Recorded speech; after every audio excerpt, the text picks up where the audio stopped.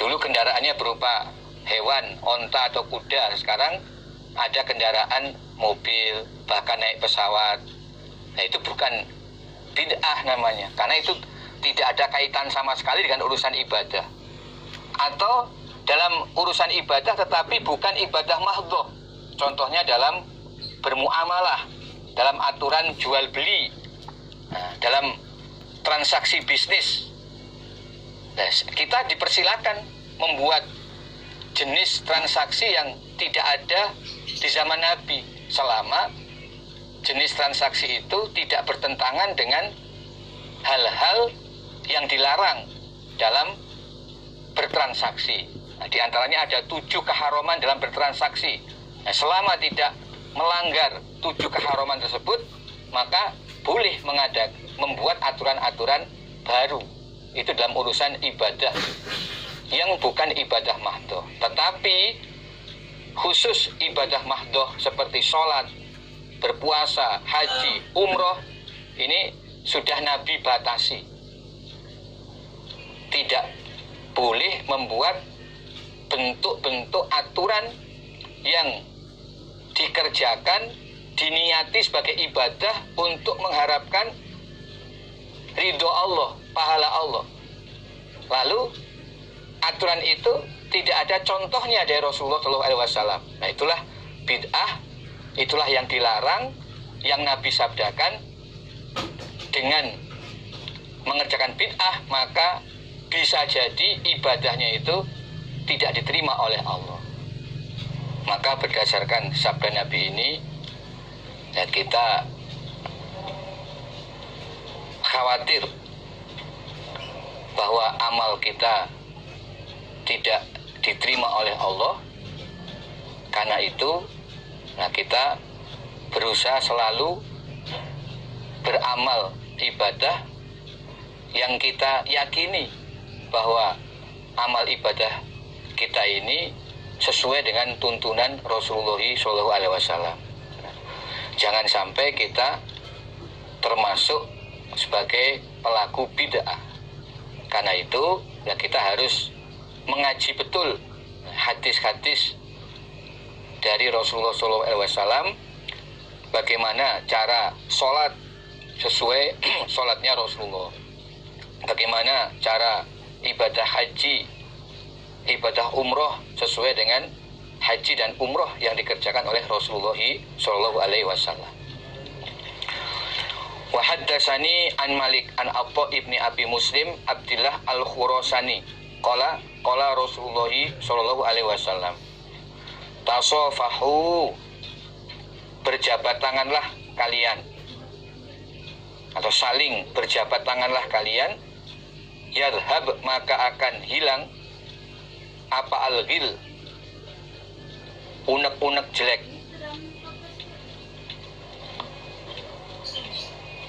Watahadau, dan saling memberi hadiahlah kalian. Tahabu, maka akan saling mencintai kalian. Watalhab, dan akan hilang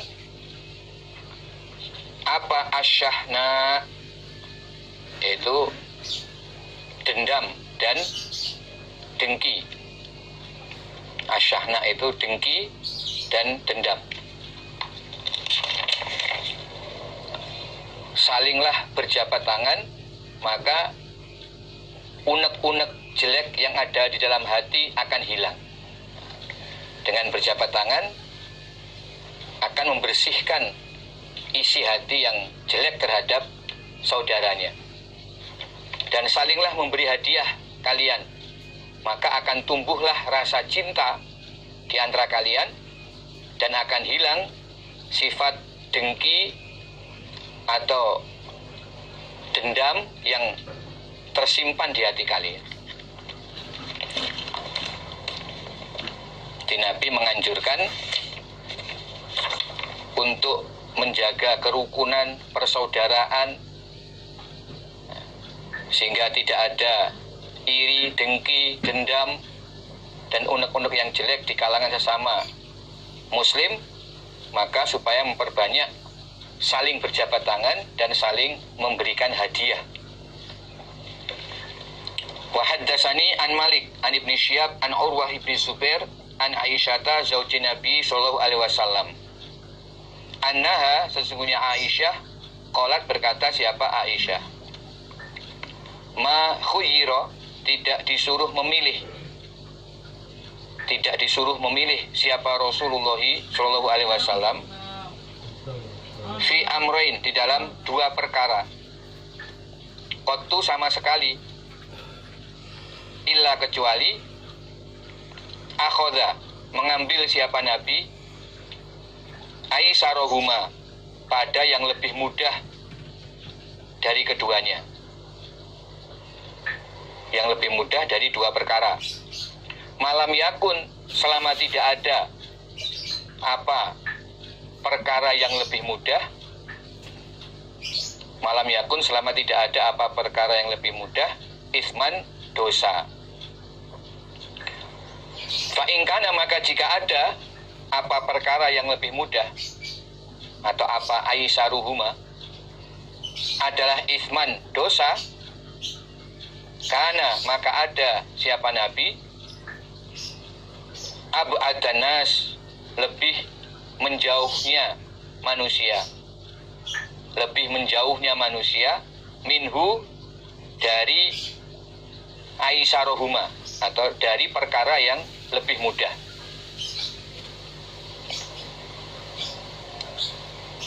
Tidaklah Nabi disuruh memilih di antara dua perkara, kecuali Nabi memilih yang lebih mudah, selama perkara yang lebih mudah itu tidak dosa. Contohnya, di dalam keadaan musafir atau perjalanan, itu diperbolehkan tidak berpuasa. Jadi umpama di bulan Ramadan lalu melakukan perjalanan, ini ada dua perkara, boleh puasa, boleh tidak. Nah, Nabi memilih tidak berpuasa, karena tidak berpuasa Ramadan dalam keadaan musafir itu diperbolehkan. Jadi berpuasa boleh, tidak puasa boleh. Nabi akan memilih yang lebih ringan, yaitu tidak berpuasa. Apalagi kalau memang perjalanannya memberatkan. Tetapi kalau perkara yang lebih ringan itu dosa, Nabi akan menjauhi perkara itu. Wa man taqama, dan tidaklah menyiksa siapa Rasulullah sallallahu alaihi wasallam li nafsihi, karena dirinya Nabi,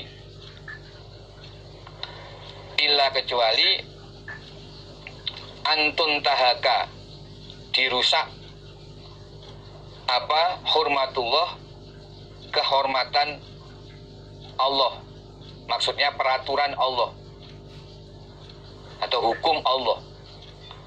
Fayantakiu, maka menyiksa atau menghukum siapa Nabi, lillah, karena Allah, biha, sebab hurmatullah, atau sebab dirusaknya hurmatullah. Dan Nabi tidak menyiksa, maksudnya tidak membalas penganiayaan seseorang karena pribadi Nabi. Ketika ada seseorang katakan memukul diri Nabi, atau mungkin sekedar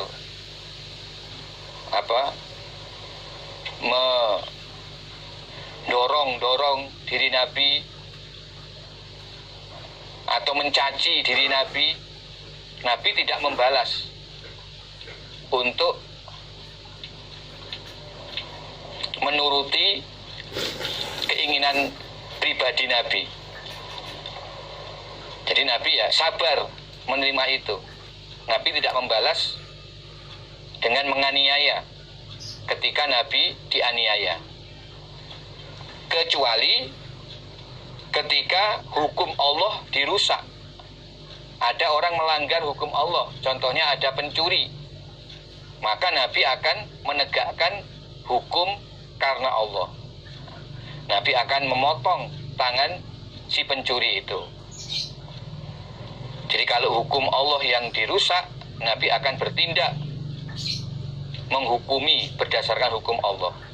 Tetapi ketika diri pribadi Nabi dianiaya, Nabi tidak akan membalas penganiayaan itu karena menuruti keinginan pribadi. Haddatsana Abdullah, haddatsani Abi, haddatsana Abu Amir, haddatsana Hisham, yakni Ibn Sa'ad an Sa'id bin Abi Hilal, an Rabi'ah bin Saif, an Abdullah bin Amr, an Nabi sallallahu alaihi wasallam. Qala, bersabda Nabi, ma min muslim, tidak ada seorang Islam, yamutu yang mati siapa muslim, yaumal jum'ah, pada hari Jumat, au lailatal jum'ah, atau pada malam Jumat,